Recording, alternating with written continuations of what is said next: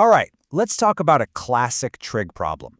It's one of those that has a really sneaky trap hiding inside. But don't worry, I'm going to show you the factoring method, step by step, so you can catch every single right answer. Let's just dive right in. Okay, so picture this. You're sitting in an exam, right? The clock's ticking away, and this equation pops up. What's the very first thing that comes to your mind? Like, what's your gut instinct for how to solve for theta? Seriously, take a second and think about it, because your first move here changes everything. So over on the left, that's what most of us would probably do first, right? You just add sine theta to both sides, then divide it out to get rid of it. Super clean, super simple, and hey, you get two nice answers. But look at that empty column on the right. That little question mark? It's basically telling us there's another way, a better way. And that's exactly what we're going to get into. And you know, that temptation to just divide? That's what this is all about. We're talking about the common solution trap.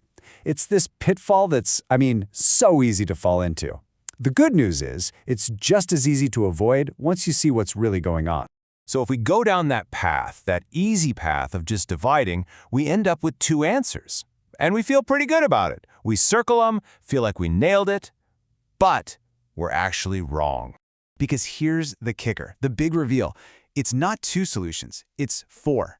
By dividing, you literally just threw away half of the correct answers. That right there is the trap in action. And it's exactly why so many people lose points on problems just like this one. So here's the deal, the really crucial part. When you divide both sides by something with a variable in it, like sine theta, you're secretly making this huge, dangerous assumption. You're basically saying, oh, sine theta can never be zero. But what if it can be? Of course it can. And by dividing, you just, poof, you erase that whole possibility, along with all the correct answers that go with it. So if we can't divide, how in the world do we find all four solutions? Well, it turns out we use a super powerful method that, believe it or not, you already know from algebra.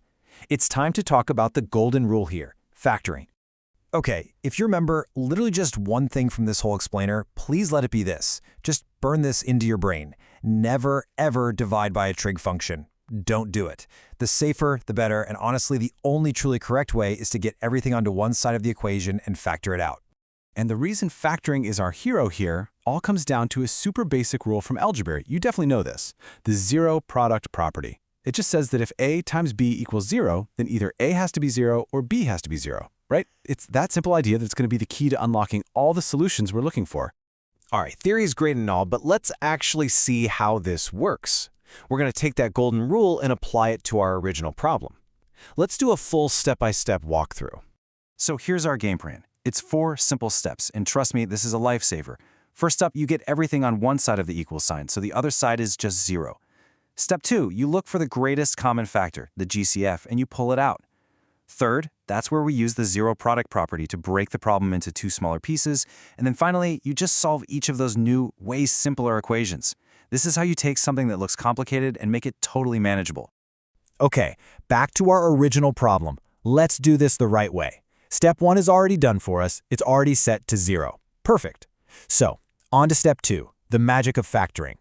Okay, just look at how nice and clean this is. We see that sine theta is in both parts, so that's our common factor. We pull it out front. Now, remember that zero product property? This is where it kicks in. We get to split this into 2 totally separate, much easier problems. First, we have sine theta equals 0. On the unit circle, that happens at 0 and pi. Easy. Our second path is 2 cosine theta minus 1 equals 0. A little rearranging, and you get cosine theta equals 1/2. And where does that happen? At pi over 3 and 5 pi over 3. And boom, just like that, there are all 4 solutions. We didn't lose a single one. And here they are, the complete set. You got 0, pi over 3, pi, and 5 pi over 3. Now, what's really cool is, we found pi over 3 and 5 pi over 3. Those are the ones the division method gave us. But the key is we also found 0 and pi. Those are the 2 we completely missed, the ones that got erased when we divided. So right now, you're probably thinking, awesome, I get it. From now on, I'm just going to factor every single time. And yes, you absolutely should. But there is one more little thing we need to watch out for. A tiny little check we need to do at the end just to make sure all our answers are actually legit. Okay, let's try another one. This one looks pretty similar, doesn't it?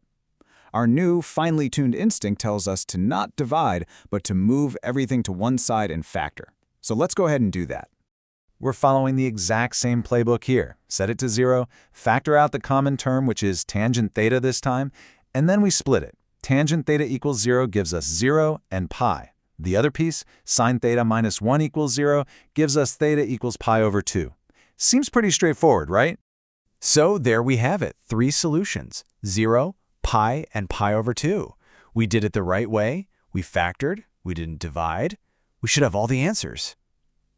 Right? Or did we miss something? Whoa, hold on a second, not so fast. Before we go and circle those answers, we have to do that one last super important check. We need to look all the way back at the original equation and ask ourselves, are there any values for theta that are just not allowed? Any domain restrictions? And yep, there it is. This is the pitfall. The original equation had tangent theta in it, and we got to remember from our unit circle days that tangent is undefined at pi over 2. So even though the algebra spit out pi over 2 as one of our answers, it's actually an invalid solution. They call it an extraneous solution. It just doesn't work in the problem we started with, which means we have to throw it out. Okay, so we've seen the trap, we've learned the golden rule. Let's just zoom out for a second and talk about the big picture. Why does getting this one little technique right matter so much? I mean, this chart really says it all, doesn't it? The difference here isn't just about which method you like better. It's the difference between being kind of right and being completely right. In that first example, factoring found literally double the number of solutions. That's a huge deal.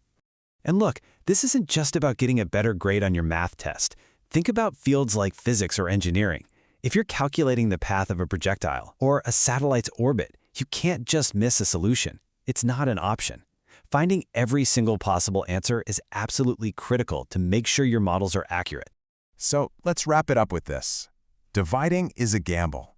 You're betting that you won't lose a solution, and it's a bad bet. Factoring, on the other hand, is the safe, systematic way that guarantees you find everything. So just resist that urge to divide, embrace factoring, and you can solve these problems with total confidence.